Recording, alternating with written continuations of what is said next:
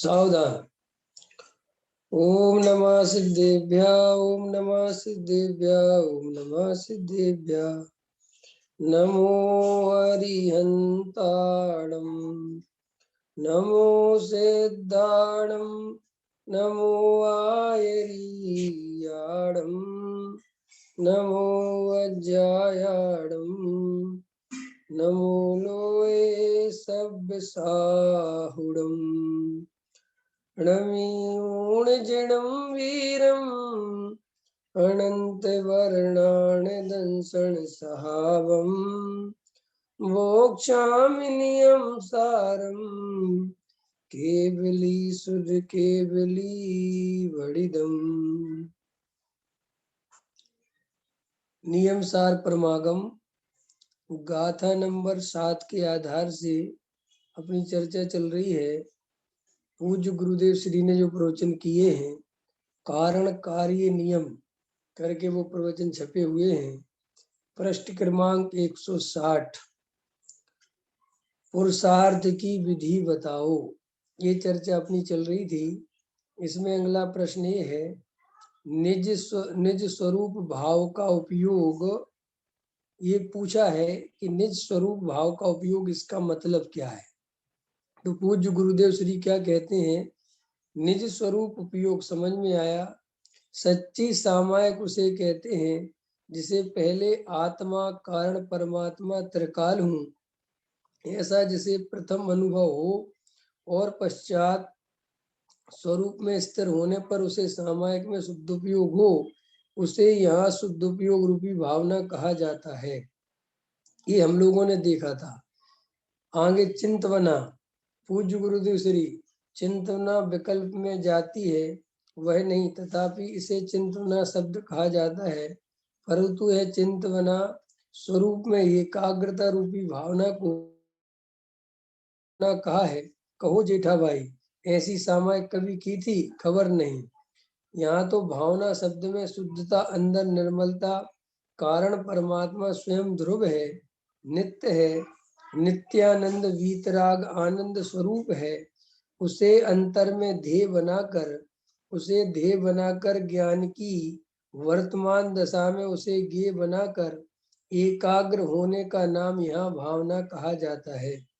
उस भावना से आत्मा कार्य परमात्मा पना पाता है। गजब काम कठिन है। समझ में आया? देखो अपने यहाँ है ना, कारण परमात्मा को भाता है, अर्थात यहाँ भावना से उत्पन्न होता है। ऐसा आया है ना।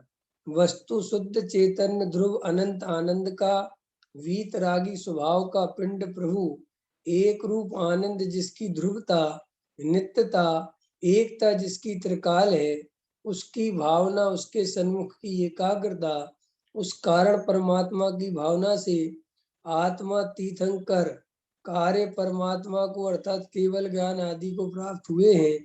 कहो समझ में आया? देखो इसका स्पष्टीकरण किया है।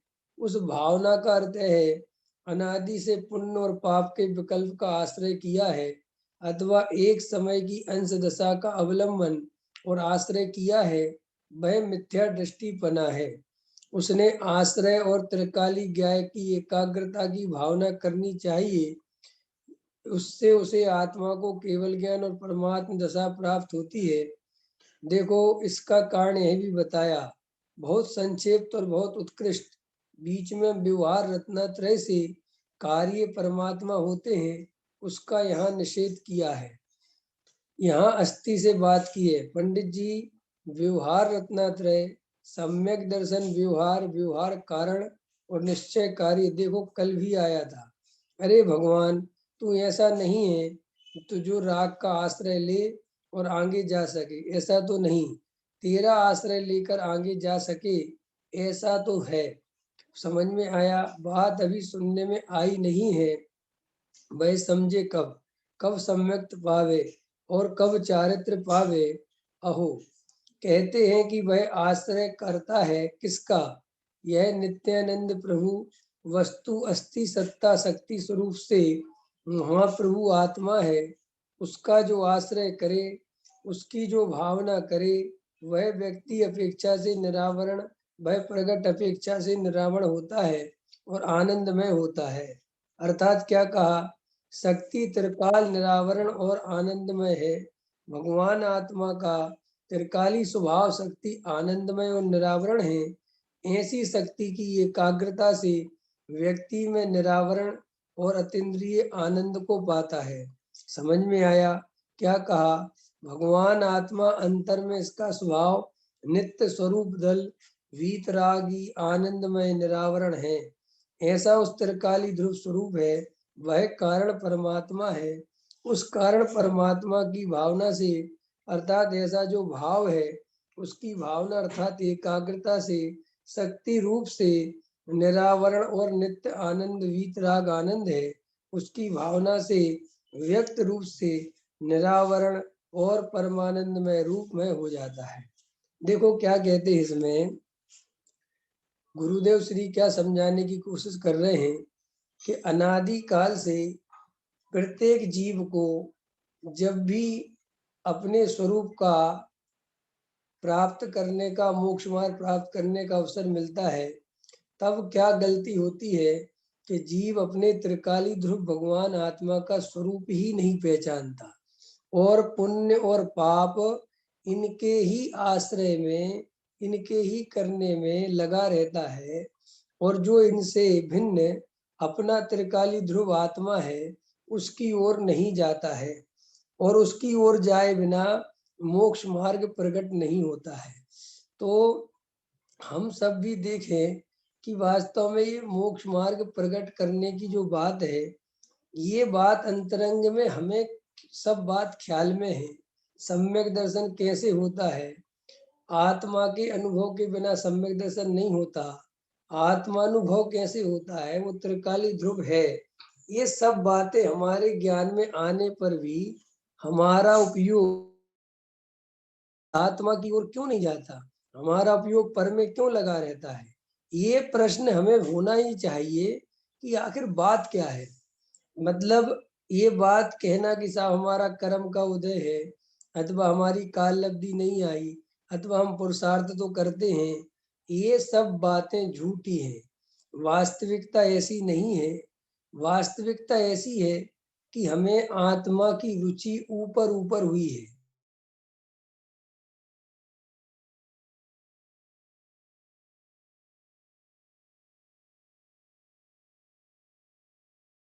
स्थिति है, मिथ्या दृष्टिपना चल रहा है, ये कभी मिटता भी नहीं और ऐसे ही चलेगा तो मिटेगा भी नहीं। तो वो क्या कहते हैं गुरुदेव कि भाई यह भगवान आत्मा तो आनंदमय है, इसमें तो आनंद ही आनंद है, लेकिन तुम्हें वो आनंद क्यों नहीं आता है? हमें वो आनंद इसलिए नहीं आता कि हम अपने को शरीर रूप संयोग रूप ही देखते हैं, पर्याय दृष्टि छोड़ते ही नहीं, राग से दृष्टि हटती नहीं, कसायों का दुख लगता नहीं। अब ये अभी प्रश्न करो मन में, आपसे एक प्रश्न पूछता हूं मैं। अब चूंकि क्या है, सुबह की क्लास चलती है मुख्य मार्ग प्रकाशक की, तो उसमें बहुत सारे लोग सुन रहे हैं और उनको बहुत बहुत कुछ बात समझ में आ रही है। उसमें प्रश्न यही उत्पन्न किया था कि अपन को अभी अपनी कसाई ही दुख रूप नहीं लगती। हमारे अंदर जो क्रोध मान माया लोभ के जो परिणाम है, ये हमें दुख रूप नहीं लगती, ये हमें आकुलता रूप नहीं लगती। हमें तो रात और दिन पर द्रव्य के परिणमन में ही सुख और दुख दिखाई देता है। हम धर्म के नाम पर भी मान कसाय का पोषण करते। ये म्यूट नहीं है क्या सब लोग? मैं शायद आज म्यूट करना भूल गया था। ये म्यूट करो इनको। प्रमोद जी को म्यूट कर दीजिए, प्रमोद जी को म्यूट कर दीजिए। हाँ, ख्याल में है ना? तो हम लोगों को ये बात पहले पहचाननी है कि वास्तव में हम और आप उस कसाय को अभाव करने की बात करते हैं, लेकिन वो कसाय हमें दुख रूप लगती है कि नहीं लगती? हमें अपने चैतन्य स्वभाव की खबर होने पर भी उसकी ओर जाने का मन नहीं करता, तो क्यों नहीं करता? ये अपन को बहुत हेलो। गहराई। हेलो, क्या हुआ? आवाज आ रही मेरी? ख्याल में है ना? तो ये सारी बातें कि भाई अपने स्वरूप की एकाग्रता क्यों नहीं होती, ये प्रश्न आता है। तो उसका जवाब ये है कि हमें अपने स्वरूप की रुचि ही नहीं है। हम तो अपनी आत्मा के नाम पर भी, तत्व चर्चा के नाम पर भी केवल और केवल अपने अहंकार को पुष्ट करते हैं। मजा तो हमें कसाय में ही आता है। इसलिए तो अपनी कसाय दुख रूप नहीं लगती, दूसरे का क्रोध तो बुरा लगता है, दूसरे की मान कसाय बुरी लगती है, दूसरे की लोभ कसाय बुरी लगती है, दूसरा व्यक्ति मायाचार करे तो बुरा लगता है। लेकिन वही कसाएं हम स्वयं करते हैं तब हमें कुछ भी बुरा नहीं लगता। अगर हम क्रोध करते हैं तो हमें ऐसा नहीं लगता कि गलती है। हमारे अंदर मान कसाय चल रही है, हमें प्रशंसा चाहिए, हमारी कोई प्रशंसा करे, हमारा कोई भी काम है वो उसका नाम हो जाए, हमारा दुनिया में सब जान जाए। ये सब जो अंदर कसाय चलती है, ये कसाय मुझे कितना दुख दे रही है, इसकी तरफ हमारा कोई ध्यान नहीं है। लेकिन कोई दूसरा व्यक्ति मंच माला माइक के पीछे दौड़ रहा है, मान सम्मान के पीछे दौड़ रहा है, तो हम कैसी बातें करते हैं कि देखो साहब ये लोग कितने परेशान हैं मान सम्मान के लिए। तो हमारी प्रॉब्लम ये है कि हमें अपने अंतरंग की कोई खबर नहीं है। इसीलिए जब अंतरंग की खबर ही नहीं है तो अंतरंग में परिवर्तन कैसे होगा, कैसे हमारा जीवन पलटेगा? तो हमारे सारे जीवन का जो उद्देश्य है उसमें हमें यही नहीं पता कि हम ये धर्म की बातें क्यों सुन रहे हैं, हम मंदिर क्यों जाते हैं, हम ये क्लासें क्यों लगाते हैं, ये क्लासें क्यों पढ़ रहे हैं, इसके पीछे क्या कारण है। क्योंकि अगर आत्मा की सच्ची रुचि हमें हो गई है तो हमारा उपयोग तत्व विचार में लगेगा ही लगेगा। आज एक प्रश्न आया था कि साहब हम लोगों को जब ये पता है कि हम एक द्रव्य दूसरे द्रव्य का कर्ता धर्ता नहीं है, तो भी हमें रात्रि में या जब भी हमें टाइम मिलता है तो हमें करने धरने के संकल्प विकल्प क्यों चलते हैं? प्रमोद जी प्रश्न समझ में आया कि नहीं आया? अरे जब हमें पता चल गया कि एक द्रव्य दूसरे द्रव्य में कुछ कर ही नहीं सकता है ना, तो फिर रात्रि में नींद नहीं आती तो कल ये करना है, ये करना है, ऐसे करना है, ऐसे करना है, क्यों होता है हमारे साथ? ये प्रश्न था, सुबह मैंने उसका जवाब दिया था, फिर भी अभी अभी उसका और जवाब दे सकते हैं। तो बात इतनी सी है कि हमने ये बात एक द्रव्य दूसरे द्रव्य का करता धरता नहीं है, ये कोई हमने अनुभव से नहीं सीखी है, ये बात कोई हमारे अनुभव में नहीं आई है, ये बात तो हमने शास्त्रों से पढ़कर सीखी है। और अनुभव में क्या आ रहा है कोमल जी? अनुभव में क्या आ रहा है? राग और द्वेष। अनुभव में आ रहा है कि कर सकते हैं, ख्याल में है ना, इस शरीर का ध्यान रख सकते हैं, इस शरीर को अपने अनुसार परिणमन करा सकते हैं। अगर हम खाने पीने का ध्यान रखें तो हमारा शरीर स्वस्थ रह सकता है, ख्याल में है ना।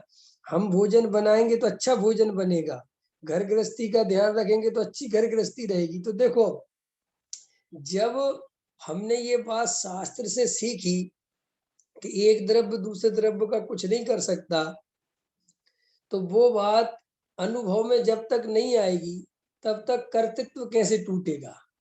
क्योंकि आचार्य भगवंतों ने ये कभी नहीं कहा कि हम तुम्हें जो समझा रहे हैं वो बात तुम स्वीकार बिना अनुभव के कर सकते हो, कहा किसी आचार्य ने?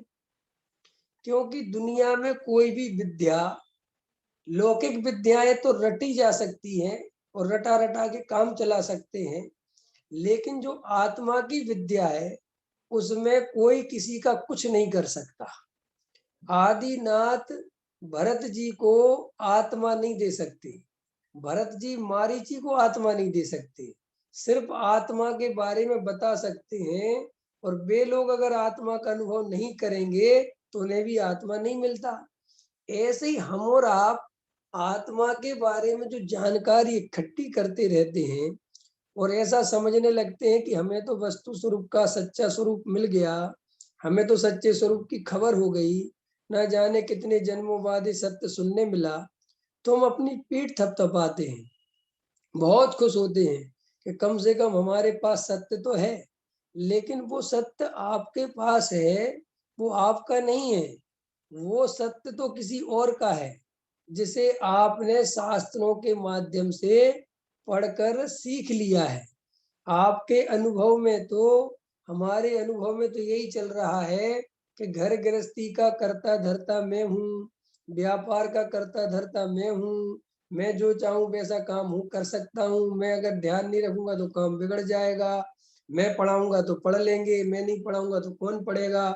ये जो अंदर कर्तृत्व चल रहा है, इस कर्तृत्व का इलाज केवल और केवल एक आत्मानुभूति है, और कोई दूसरा उपाय नहीं है। और वो आत्मानुभूति पूज्य गुरुदेव श्री कहते हैं उसी जीव को हो सकती है जो जीव त्रिकाली ध्रुव भगवान आत्मा को पहचानता है। अंतर समझ में आया? क्योंकि आत्मानुभूति जिसको करना है उसे ये तो पता होना चाहिए कि राग देश कहाँ है, राग देश का क्या स्वरूप है, ये राग देश दुख रूप है, आकुलता रूप है, ज्ञानमयी आत्मा सुख स्वरूप है। ऐसा भेद ज्ञान जिस जीव की परिणति में नहीं पकेगा, वो जीव भेद ज्ञान के बिना जो अनुभूति करेगा वो रागी द्वेषी आत्मा की अनुभूति ही करेगा। राग देश से भिन्न आत्मा की अनुभूति वो ही जीव कर सकता है जो जीव राग देश से भिन्न अपना स्वरूप जानता हो। इसलिए गुरुदेव कहते हैं कि भाई तुम्हारा आत्मा तो आनंद रूप है, लेकिन ये जो बार बार तुम अनंत अनंत अनंत अनंत भवों से गलती करते हो, वो गलती ये करते हो कि तुम पुण्य पाप के विकल्पों को अपना स्वरूप समझ लेते हो, शरीर को अपना स्वरूप समझ लेते हो, शरीर की क्रियाओं को अपनी क्रिया समझ लेते हो, इस पुद्गल की वाणी को अपनी वाणी समझ लेते हो, इन संकल्प विकल्पों को अपने विचार समझ लेते हो, इन संकल्प विकल्पों में एकत्व कर लेते हो, संयोगों में एकत्व कर लेते हो। इतनी इतनी इतनी ज्यादा बेहोशी चलती है कि स्त्री पुत्र मकान दुकान जो प्रत्यक्ष में भिन्न भाषित होते हैं उनमें भी एकत्व बुद्धि कर लेते हैं। बोलो करते हैं प्रमोद जी के नहीं करते? प्रमोद जी मोक्ष मार्ग प्रकाशक वाले प्रवचन सुनते हो कि नहीं सुनते? सुबह सुबह वाले ख्याल में है ना? वो क्या है, ऑफलाइन होते हैं ना तो उसमें विषय बहुत खुल के आता है, ख्याल में है ना? बहुत। कोमल जी सुनती हो वो वाले प्रवचन के नहीं सुनती? वो नहीं सुनती? क्यों, वो क्यों नहीं सुनती है? आप तो कहती हो कि मेरे प्रवचन आपको अच्छे लगते हैं, तो फिर वो वाले प्रवचन क्यों नहीं सुनती है? देखो मेरी बात अच्छे से समझ लो, मैं औपचारिकताओं में बिल्कुल नहीं जीता। वास्तविकता ये है कि हमें ना तो कोई लेसन पूरा करना है, ना कोई शास्त्र पूरा करना है, ना कोई फॉर्मेलिटी पूरी करनी है, और ना कोई पंडितियाई करनी है, ना मेरा कोई उद्देश्य है। मैं सिर्फ एक ही बात जानता हूँ, मैं वही बात बोलता हूँ जो मेरे अनुभव में आती है, और मैं वही बात बताता हूँ जो आपके जीवन में उपयोगी हो। मैं ये कभी गिनती नहीं करता कि कितनी क्लासें चल रही हैं, चलाओ नहीं चलाओ, कोई मतलब नहीं। मैं ये बात क्यों कह रहा हूँ, मैं ये बात इसलिए कह रहा हूँ कि आप अगर ये क्लास चलाने के लिए क्लास चलाते हो और बाकी के टाइम उन चीजों को जो प्रवचन में आती है मोक्ष मार्ग वगैरह के उनको नहीं सुनते, तो इसका मतलब ये है कि वो प्रवचन सिर्फ इस क्लास में जो नियम सार में चलता है तो सुन लेते हो, फिर बाकी के टाइम किस कुछ ना कुछ तो प्रवचन सुनते होगे, कुछ ना कुछ तो सुनते होगे, ये तो बात पक्की है। तो इतना तो मिलान किया ही करो कम से कम कि जो बातें ये चल रही हैं, जो बातें मैं कह रहा हूँ, इन बातों में और जो बातें और जगह चल रही हैं उन बातों में कुछ अंतर कर पाते हो कि नहीं कर पाते। और अगर अंतर नहीं कर पाते तो इसका मतलब ये है कि हम डेग ढर्रे खाते पे चल रहे हैं, हम सबकी सुनते चले जा रहे हैं, हमारे अंतरंग में कोई निर्णय नहीं बन पा रहा है, कि हमें क्या करना है। क्यों? क्योंकि ये छोटा सा समय है, ये अवसर ज्यादा समय का नहीं है। मैंने पीछे कई दफे एक बात कही कि आप लोगों के पास या अथवा मेरे पास, हम सबके पास इतना समय नहीं है कि हम बहुत ज्यादा चीजों के पीछे अब दौड़ते रहें। अब हमें बहुत सिलेक्टेड चीजें करनी पड़ेंगी कि साहब ये स्वाध्याय सुनना है, अब ज्यादा बुद्धि नहीं दौड़ानी है और बार बार तत्व विचार करना है। और स्वाध्याय वो सुनना है जिसमें हमारी भूल निकलती हो। हमें कोई पंथवाद का पोषण नहीं करना, हमें कोई संप्रदाय का पोषण नहीं करना, हमें कोई अपने ट्रस्ट का पोषण नहीं करना, हमें किसी पंडित का पोषण नहीं करना, हमें किसी प्रशंसा के पीछे नहीं दौड़ना। हमें तो सीधी सी बात है, जिस डॉक्टर से हमारी बीमारी में आराम लगता हो, हमारा रोग दूर होता हो, उस पर ध्यान दो। और जिससे हमारी बीमारी टच ही नहीं होती, जो हमारी बीमारी पकड़ ही नहीं पाता, उससे उससे समय बर्बाद करने से कोई फायदा नहीं है। इसीलिए ये बात गुरुदेव श्री जो उठा रहे हैं कि भाई ये संकल्प विकल्प, ये जो कुछ चल रहे हैं, ये जो शरीर में एकत्व बुद्धि चल रही है, इसका कारण क्या है? तो वो कहते कारण मात्र ये है कि तुम कुछ भी करते रहते हो, मंदिर जाते हो, पूजा करते हो, भक्ति करते हो, प्रवचन सुनते रहते हो, अंदर में कोई विचार नहीं करते, बेहोशी चलती रहती है। और फिर इस जानकारी को ही अंतरंग में धर्म समझ लेते हो कि हमें तो धर्म की जानकारी बहुत हो गई। और ये जानकारी बढ़ती चली जाती है, बढ़ती चली जाती है, और आत्मानुभव करते नहीं। तो फिर एक दिन ऐसा आता है कि धीरे धीरे जो जानकारी 6 उपसम ज्ञान में इकट्ठी करी थी, फिर वो क्रम से उम्र के साथ साथ भूलना भी चालू हो जाता है, और बुढ़ापे आते आते आते सब कुछ भूल जाते हैं। इसलिए 6 उपसम के भरोसे धर्म नहीं हो सकता, किसी क्रिया कांड के भरोसे धर्म नहीं हो सकता, पंडितों के भरोसे धर्म नहीं हो सकता, मंदिरों के भरोसे धर्म नहीं हो सकता, महाराजों के भरोसे धर्म नहीं हो सकता, शास्त्र के भरोसे धर्म नहीं हो सकता।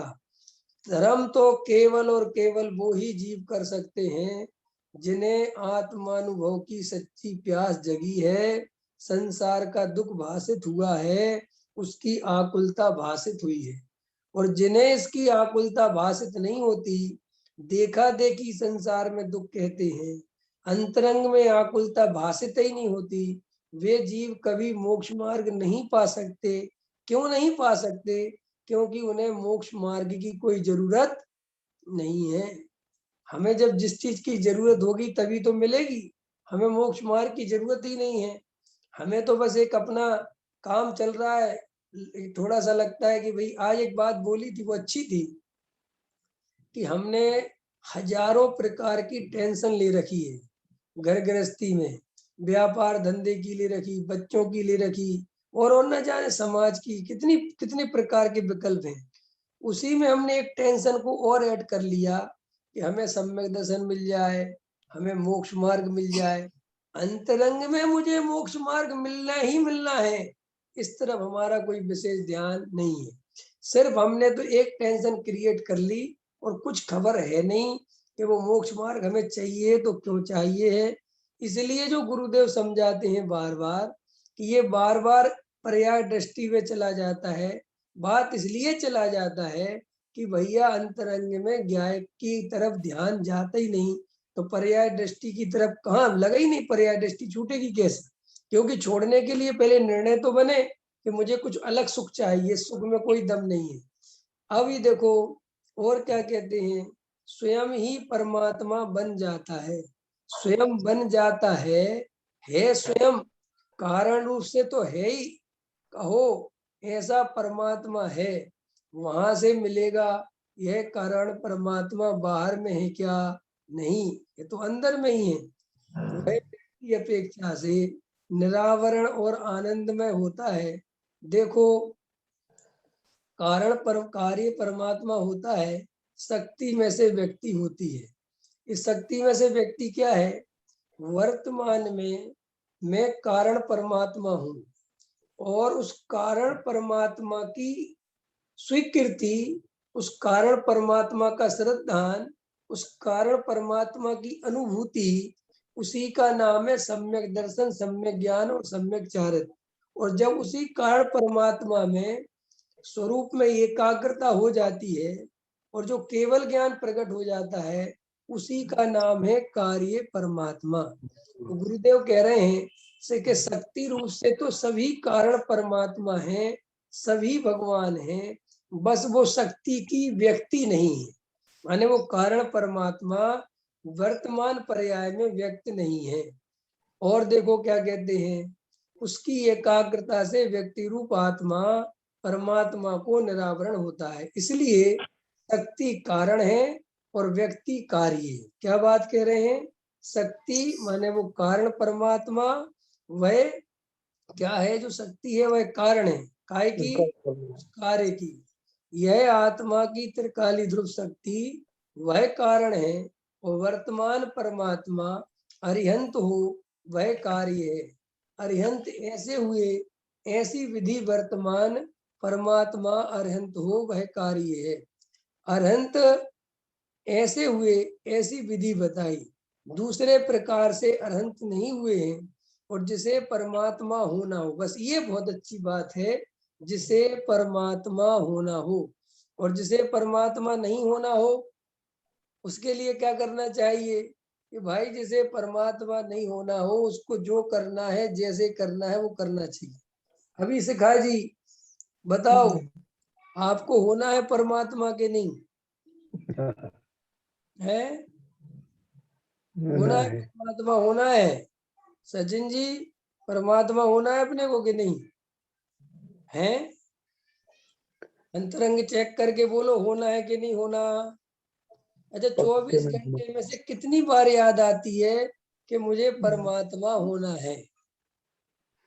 आती है कोमल जी 24 घंटे में एक आध बार ध्यान कि मुझे परमात्मा होना है? तो वो कह रहे हैं कि परमात्मा होना ऐसा 24 घंटे में आपको ध्यान आता है, चलो अच्छी बात है। तो परमात्मा होने के लिए क्या करना चाहिए?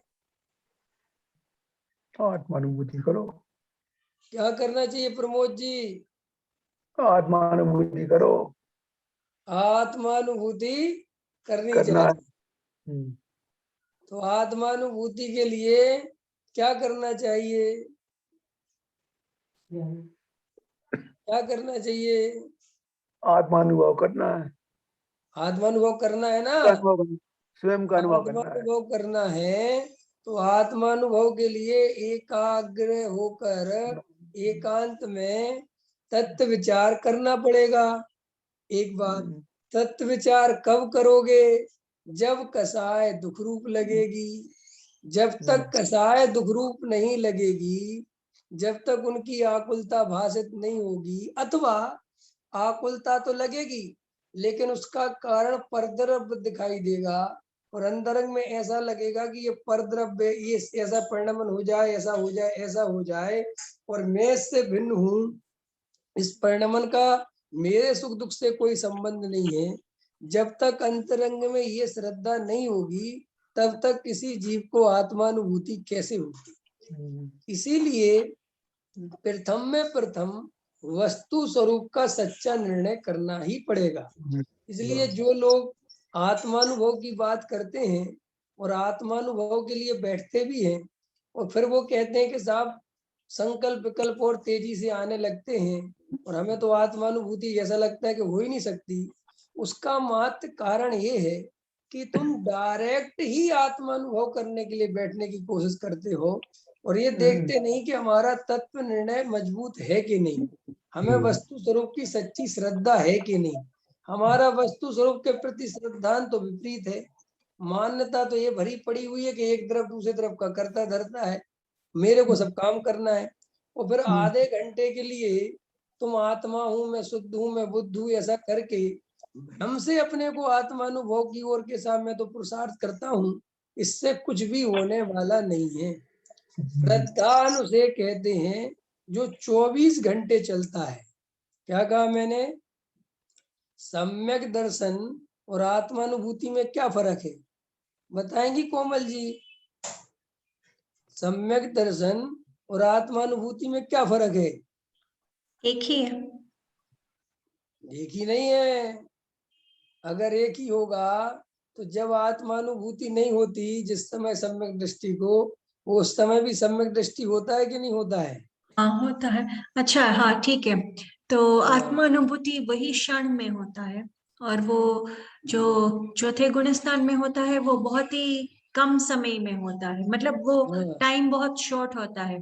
हाँ उस हाँ बाद ये जो सम्यक दृष्टि जीव है वो उसका वो प्रतीति चलता है, मतलब वो हाँ निर्विक तो नहीं चलता है, लेकिन हाँ वो हाँ। प्रतीति चलती है। श्रद्धान, प्रतीति, ठीक है ना? तो सम्यक दर्शन और आत्मानुभूति में क्या अंतर है कि जिसे सम्यक दर्शन होता है उसे आत्मानुभूति होती है। ख्याल में है ना? आत्मानुभूति होती है तो सम्यक दर्शन होता है, अगर समझ गए। सम्यक दर्शन माने तत्व निर्णय पहले होता है, वस्तु स्वरूप की श्रद्धा पहले जगती है। ये पक्का भरोसा आता है, विश्वास आता है, श्रद्धा आती है कि वास्तव में एक द्रव्य दूसरे द्रव्य का करता धरता नहीं है। वास्तव में मैं कोई कार्य कर ही नहीं सकता।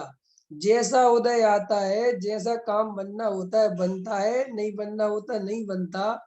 ऐसा जिस जीव का अंतरंग में पक्का निर्णय होता है, वो जीव जब तत्व विचार के लिए, आत्मानुभव के लिए बैठता है, ऐसे श्रद्धान वाले जीव को ही आत्मानुभूति होती है।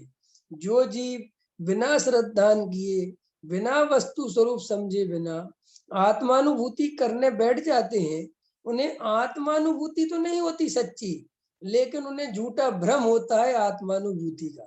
झूठा भ्रम कैसे होता है? जैसे देखो, इस जगत में बहुत सारे मिथ्या दृष्टि हैं और बहुत सारे पंथ संप्रदाय हैं जो ध्यान करने की विधियां बताते हैं, और बड़े बड़े ध्यान शिविर भी लगाते हैं, और उनके शिविरों में लोगों को जाके ध्यान करके बड़ी शांति भी मिलती है। तो वहां पर ब्रह्म कुमारी वाले ऐसे एकदम बैठ के और सब चीजों से हटा के, सब चीजें अपने से अलग करके बस शांति से बैठ जाओ, तो वो आत्मानुभूति नहीं है। लेकिन बहुत सारे संकल्प विकल्पों से थोड़ी देर के लिए शांति मिल जाती है। थोड़े इधर उधर की भागदौड़ से जीव एक जगह एकांत में एकाग्र होकर बैठ जाता है, तो वो शांति जरूर मिलती है, लेकिन वो शांति आत्मानुभूति नहीं है। वो शांति सम्यक दर्शन नहीं है। वो शांति तो एक बाहर वातावरण को बदल के, अपने बाहर की स्थितियों को बदल के शांति से बैठ गए और ऐसी माला फेरने लगे, मैं शांत हूँ, मैं निर्विकल्प हूँ, मैं शुद्ध हूँ, मैं बुद्ध हूँ, मैं सबसे भिन्न हूँ, ऐसा करने लगे, तो आधे घंटे 15 मिनट 1 घंटे तो ऐसा लगता है कि बहुत हम अलग दुनिया में चले गए। लेकिन वो अलग दुनिया में जाकर भी जैसे ही वापस इस दुनिया में आता है तो वो ज्यों का त्यों हो जाता है। क्यों हो जाता है? क्योंकि वो अंतरंग में कुछ भी श्रद्धान नहीं बदला। श्रद्धान बदलने के लिए पहले सच्चे वस्तु स्वरूप की खबर होना बहुत जरूरी है। सच्चा वस्तु स्वरूप का जिसे निर्णय नहीं होगा, वो वस्तु स्वरूप में यही सब बातें आती हैं कि एक द्रव्य दूसरे द्रव्य का करता धरता नहीं है। शरीर और आत्मा को लक्षण आदि से भिन्न जानकर कि शरीर का लक्षण अलग है, ये पुद्गल का पिंड है, आत्मा का लक्षण अलग है, आत्मा ज्ञानमयी है, मैं शरीर नहीं हूँ, मैं आत्मा हूँ, और ये आत्मा ऐसे शरीरों को बदल बदल के, पर्याय बदल बदल के परिणमन कर रहा है। ये शरीर और आत्मा का भेद ज्ञान करने के बाद अंदर में जो राग देश के परिणाम है, ये भी आत्मा का विकार है, ये भी मेरा स्वभाव नहीं है। जो ज्ञान दर्शनमयी वस्तु है वो ही मेरा स्वभाव है। ऐसा जिसे बिल्कुल वस्तु स्वरूप की खबर होती है, वो जीव ही सच्ची आत्मानुभूति में उतर सकता है। बाकी थोड़ी देर के लिए कोई भी जीव एकांत में जाकर शांत होकर बैठ जाता है और आधे घंटे उस शांति को भ्रम से भले ही आत्मानुभव समझ लेता है, उस ध्यान से वो शांति का भी अनुभव करता है, क्योंकि वो आकुलता से बच जाता है, उसको लगता है बहुत शांति है। जैसे अपन मंदिर में चले गए तो बहुत सारे संकल्प विकल्प अपने टूट जाते हैं, अपन जिन्हें भगवान के सामने खड़े हैं, बहुत शांति से दर्शन कर रहे, तो बहुत सारे लोग बोलते हैं ना बहुत आनंद आता है भैया दर्शन करने में, लेकिन वो सम्यक दर्शन तो नहीं हो जाता वहां। क्यों नहीं हो जाता? क्योंकि वो कोई वस्तु स्वरूप की श्रद्धा करके वो शांति नहीं आई है। वो तो परिवेश, माहौल, स्थितियां, द्रव्य, क्षेत्र, काल, भाव बदल के वहां शांति से बैठ गए तो एकदम बस अपने भावनात्मक शांति मिलती है, लेकिन वो वास्तविक शांति नहीं है। वैसे ही किसी ने वहां डिस्टर्ब कर दिया अथवा कोई अंतराय पड़ गया तो वापस कसायों के वेग में चला जाता है। इसीलिए आत्मानुभव का सच्चा स्वरूप भी हमें पता होनी चाहिए। वर्तमान में ऐसे बहुत से लोग हैं जो सुबह उठकर अपने को शुद्ध हूँ, बुद्ध हूँ ऐसा कर लेते हैं 10-15 मिनट और अपने को ज्ञानी मानने लगते हैं, अथवा ऐसा समझते हैं कि हम तो सच्चा पुरुषार्थ कर रहे हैं और ये बाकी सब बेकार है। ऐसा नहीं है। ये जो 15 मिनट आधा घंटा करने के बाद दिन भर बेहोशी में चली जाती है, होश भी नहीं पड़ती कि मैं कहाँ हूँ, क्या कर रहा हूँ, वो व्यक्ति कभी ज्ञानी नहीं हो सकता। ज्ञानी होने का लक्षण यही है जिसके अंदर 24 घंटे सोते हुए में भी जागृति रहती है कि सोने की क्रिया अलग है और जानने की क्रिया अलग है। मैं जानने वाला हूँ, मैं सोने वाला नहीं हूँ। ये निर्णय उस समय भी जिसका दिखता है, ऐसा श्रद्धा जिसका काम करता है, वो सम्यक दृष्टि है और कोई सम्यक दृष्टि नहीं है। इसीलिए तत्व विचार करने में भी ये हमारे अंतरंग में निर्णय होना चाहिए कि तत्व विचार भी क्या चीज है। तत्व विचार के नाम पर भी आजकल बहुत सारे लोग ध्यान के नाम पर भी और अपने को शुद्ध बुद्ध कर निश्चयभासी जैसे सोच के और अपने को ज्ञानी मानते, अथवा बहुत सारे लोग क्रिया कांड में उलझे रहते हैं, खान पीन सुधार लेते हैं, थोड़ी सी कसाई की मंदता कर लेते हैं तो उनको ऐसा लगता है कि हम धार्मिक हो गए। लेकिन धार्मिक होने का जो आनंद है वो कुछ अलग ही है। धर्मात्मा जीव कुछ अलग ही होते हैं। धर्मात्मा रोते रोते रहे इसका नाम कोई धार्मिक नहीं है। कोई आदमी गंभीर बना हुआ है इसलिए धार्मिक नहीं हो सकता। ये जो हमें इन चीजों से समझना पड़ेगा। तो अब जो गुरुदेव की बात कह रहे हैं, गुरुदेव इस कारण और कार्य, तो कारण तो मैं स्वयं हूँ और जब मैं स्वयं का आश्रय लेता हूँ तो वो कार्य प्रकट हो जाता है। इतनी सी बात है। देखो आगे तब क्या कहते गुरुदेव, भाई अरहंत होने की तो एक ही विधि है, दूसरी कोई विधि नहीं है। यह मंदिर अष्टांगा की पूजा, धमाल, बड़े मंदिर बनाना, भाई यह तो उस काल में उसके कारण से बने होते हैं। देखो अब गुरुदेव क्या ले रहे हैं, मंदिर किसने बनवाया? मैंने बनवाया। ये क्लास किसने ली? मैंने ली। ये प्रवचन किसने किया? मैंने किया। अब ऐसी मान्यता हमारे अंदर पड़ी हुई है और हम इस मान्यता को लेके आत्मा का ध्यान करने बैठ जाए तो हमें आत्मानुभूति हो जाएगी। अंत समझ में आए नहीं गुरुदेव क्या कह रहे कि ये अपने को खबर ही नहीं है, ये इतना ही निर्णय नहीं है कि अरे भाई मंदिर बनने का काल था, वैसे ही पुद्गलों का परिणमन होना था तो वो परिणमन हो गया, मैं उसका करता धरता नहीं हूँ। लेकिन अंदर चलता है हमने इतना बड़ा मंदिर बनवा दिया, हमारी इतनी बढ़िया क्लास चलती है, मेरे सुनने वाले हजारों लोग हैं, ये सब जिनके अंदर मान्यता भरी पड़ी है, भले ही वो कितनी आत्मा की चर्चा करते हो, उन्हें अभी सच्चे स्वरूप की खबर ही नहीं है। ये गुरुदेव कह रहे हैं। देखो क्या कह रहे हैं, यह तो उस काल में उसके कारण से बने होते हैं, तब स्वरूप में स्थिरता नहीं हो और दृष्टि होने पर भी उसका लक्ष्य स्वभाव आता है, इसलिए पर के प्रति जाता है। इतना स्वभाव पुण्य बंध का कारण है, वह बंध से छूटने का कारण नहीं है। समझ में आया? देव गुरु और शास्त्र की भक्ति और श्रद्धा भी बंधन से छूटने का कारण नहीं है। बस ये बात, हम देव शास्त्र गुरु की श्रद्धा कितनी करते रहें और हम कर्म बंध से छूट जाएंगे, ऐसा नहीं है।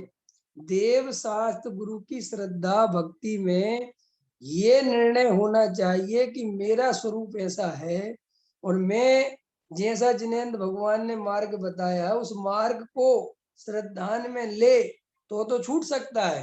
लेकिन खाली देव शास्त्र गुरु महान हैं, इनकी पूजा करनी चाहिए, ये 3 लोक के नाथ हैं। कल परसों के प्रवचन में लिया था, जिन वाणी की पूजा क्यों करते हैं, ख्याल में आया कि नहीं आया? तो जिनवाणी की पूजा करना तब सार्थक है जब जिनवाणी माँ की बात मानी जाए, तब तो सार्थक है। और उसकी कही बात को हमने स्वीकार ही नहीं किया तो उसकी पूजा करने का क्या फायदा? तो इस तरीके से गहराई से इन बातों का विचार करें तो अपने को आत्मानुभव के लिए कुछ स्थिति बनेगी। और अगर अपन वस्तु स्वरूप का निर्णय किए बिना ही इधर से उधर धर्म के नाम पर दौड़ते रहेंगे तो जो अनंत काल निकला है ये काल भी ऐसे ही चला जाएगा। गहराई से सभी लोग विचार करना। अभी का समय हो गया। सहजानंदी शुद्ध स्वरूपी अविनाशी में आत्म स्वरूप, सहजानंदी शुद्ध स्वरूपी अविनाशी में आत्म स्वरूप, निज निधि निज में बताई यह परम उपकार है, उसके लिए जिन वाणी माँ को वंदना सतबार। बोलो द्वादशांग जिनवाणी माता की जय। महान जैन धर्म की जय। पंच परमेष्टि भगवान की जय। सभी को सादर जय जिनेन्द्र। शुभ रात्रि।